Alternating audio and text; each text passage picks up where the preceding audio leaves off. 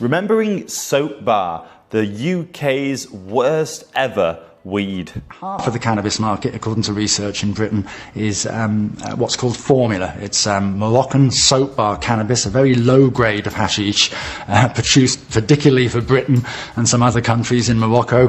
But what happens to it on the way to Britain, in Spain and Holland and sometimes in Britain, is it's ground down. You can get 100 kilos of cannabis, grind it all down in a skip, add 100 kilos of adulterants, reblock it up to make it look like cannabis resin again. During the 1980s, the 1990s, and the first part of the new millennium, one of the most popular types of cannabis in the UK was a very low quality hash called soap bar. Hash or hashish is the type of weed that is created by compressing the resin glands or the trichomes of the female cannabis plant. It looks like this, but it comes in varying quality. But this particular hash that I'm looking at today was called soap bar hash, and it was the lowest quality cannabis that the UK has ever seen. Have you ever heard of soap bar? Oh, wouldn't touch it with a barge pole. Why? And I would go around the schools personally and tell the children not to touch it because it's filled with all kinds of rubbish. There's only about 5% of what's in a soap bar is cannabis. What's the rest of it? Straw, liquid plastic, boot polish. Things like old engine oil are often found, for instance, in formula cannabis. Hay. Oil, diesel, petrol, terps, boot polish. Any old rubbish they can put in to build it up and bulk it out. What engine oil is engine found oil in from vehicles, yes. Or from cars and lorries and so on, yeah, and this can be used in the mix. Over 2 tons of this noxious formula is smoked in Britain every week. There was many names for soap bar hash in the UK, including Rocky, Sput, Resin, Solid and Draw. But whatever you called it, it was low quality, highly adulterated form of Moroccan hash. It came in 9 bars, 250 grams, in the shape of a bar of soap.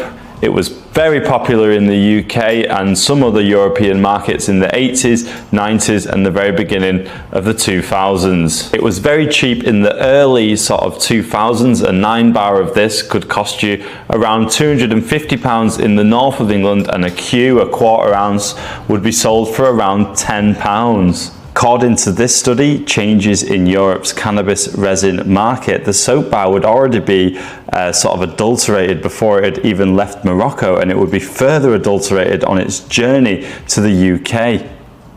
Depending on the method used and on the skill and care applied by the producers, the study says, the product can be contaminated with different amounts of dirt and plant fragments and vary a great deal in appearance, texture, odour and potency. Adulterants may be added, usually to increase the weight and modify the appearance of the finished product.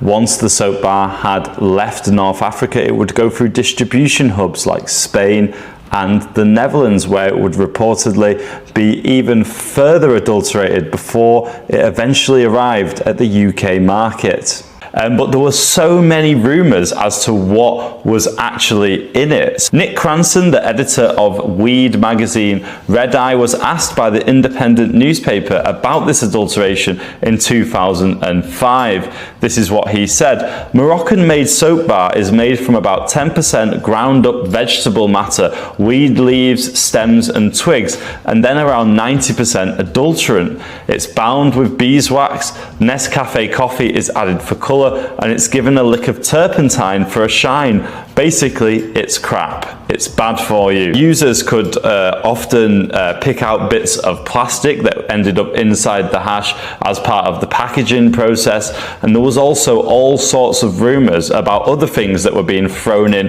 to bulk it out. Now, there's a French researcher called Pierre Arnaud-Chavy, and he's done a lot of research about Moroccan hash, including soap bar. He was the author of this study, The Supply of Hashish to Europe.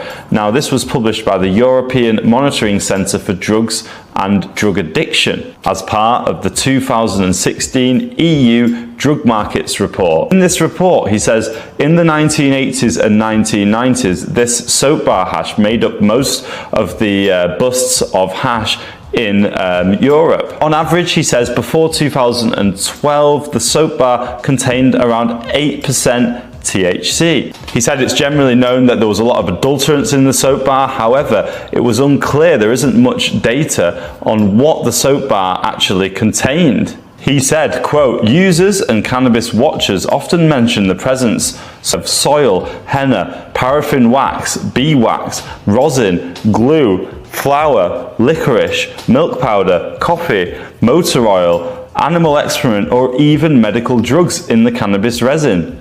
However, the presence of such adulterants in the cannabis resin could not be confirmed by various studies. However, the Cannabis Resin Impurities Survey Project, a British research project combining social anthropology and chemical analysis, had found that samples of Moroccan cannabis resin seized in the United Kingdom between 1999 and 2001 often showed high levels of impurities, sometimes up to 80% of the final product. He said the so-called soap bar in the UK was low-grade export quality resin, most likely of Moroccan origin. The better grade of non-black Moroccan hash resin was referred to as pollen at the time.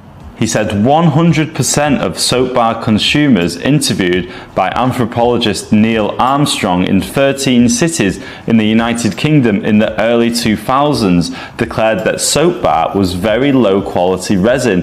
89% said it was impure and contained some contaminants in one way or another. 29% reported that it contained visible pieces of plastic, something that could easily and often be noted in France also throughout the 80s and 90s.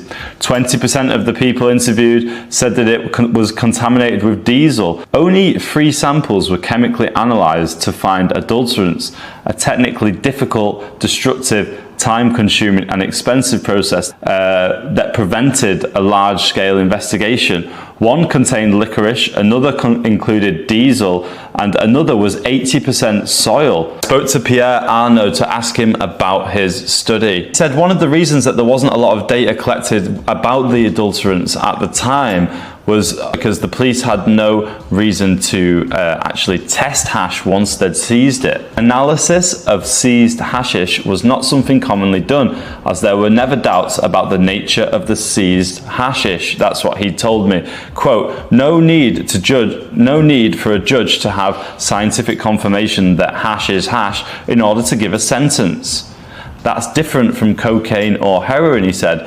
They're much more prone to analysis. Hashish only became subject to analysis once THC contents or ratios started increasing. That was after 2012. He started seeing a much higher quality of hash entering into Europe, and it went from average of 8% THC to 16% THC. Even then, I could not get data on adulterants, he told me, because that was not what the analysis was about. We used to call hashish shit in France. We still do. Not sure if it's a reference to the colour of the hash or its quality, but that was quite fitting anyway. Soap bars, or savionnettes in French, was referring to the shape more than the size of the 250-gram chunks of hash imported from Morocco. So I asked him again, does he know at all what these bulking agents often were that this soap bar was bulked out with? No, he said, not beyond what Armstrong documented, but I would say from anecdotal evidence that soil, henna, paraffin wax might have been the most common adulterants. Paraffin was clearly very common. Soil and dust was already included because of the low quality harvesting, drying and sifting processes. I remember motor oil also, but less frequent. In 2001, Goldie, Lookin, the Welsh rap group, actually released a song about soap bar. Learned a new hole in my tracksuit today, smoking a soap bar without an ashtray. And that's a reference to hot rocks, because it got so hot, this hash, that if a little bit fell off the joint, it would very famously burn a hole in your trousers. That was known as hot rocks, and that was something that actually marked cannabis users out in the 80s, 90s and early 2000s. If they had little tiny holes in their tracksuit bottoms or their trousers, then you knew that they were a weed user, someone who likely was using soap bar. Users did not like soap bar. They said that it gave them a low quality high, a very mild high. Many people reported headaches. Many people reported that it tasted harsh and bitter. Many people moved on to other types of hash at the time, for instance, Afghan Gold Seal, Afghan Red Seal, or more high quality Moroccan hash like pollen. This hash was easily manipulated by the hand, as good hash should be.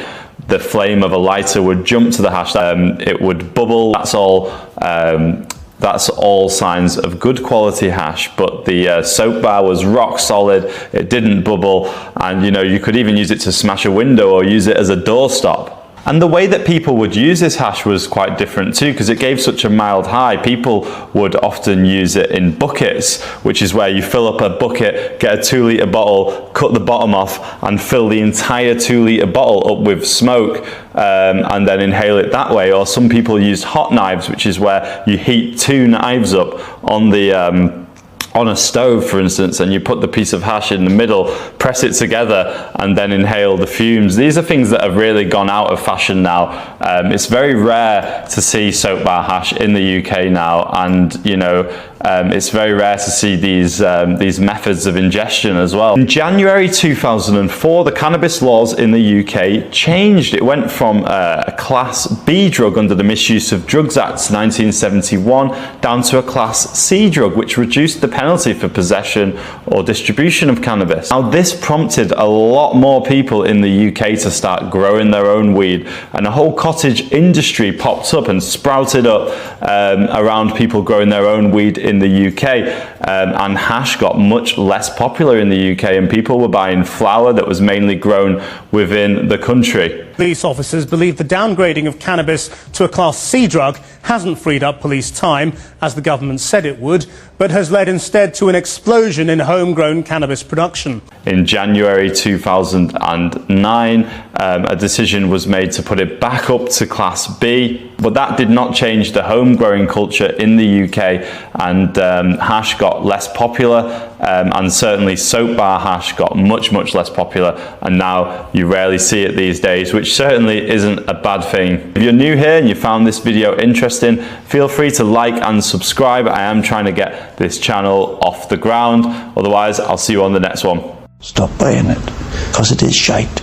Soap bar comes from fucking Holland. They make it out of oil and tyres and pollen. Diesel, mirror bar, flat press too. These are types of soap bar available to you. These little bits of plastic you find inside, you can use those as a quality guide.